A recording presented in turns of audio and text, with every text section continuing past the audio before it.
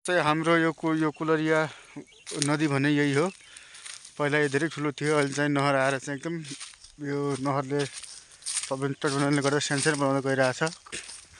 यसबाट पहिला यो पुरै यहाँबाट यो कुलाबाट असार साउनमा बाढी आयो भनेपछि यो पुरा यो नदी उर्लेर यो पुरै यो यत्रो भट्टा यो गाउँ पुरा तहस नहस गर्थ्यो कि यसले।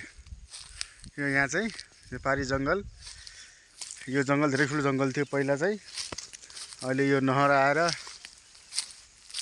जङ्गलहरू सबै फरानी गरेर चाहिँ अहिले नहरहरू बनाएको छ। यो उता अगाडि त देखिने घर चाहिँ नहरको अफिस हो। त्यो चाहिँ नहरको अफिस हो,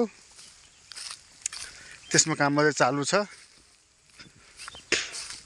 यसमा पहिला माछाहरू थुप्रै पाइन्थ्यो।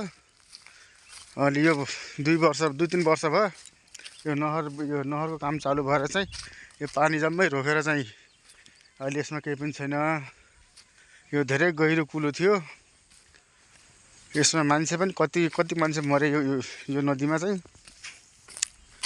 यो पहिला यतातिर चाहिँ यो हामीले गाई बस्तु यो चराउने ठाउँ हो कि यो गाई बाख्रा भैँसी गोरु गोठाला गर्ने ठाउँ पारी जङ्गल यो चाहिँ यो अरबाडी हो। यो देखिने त नहरको अफिस हो।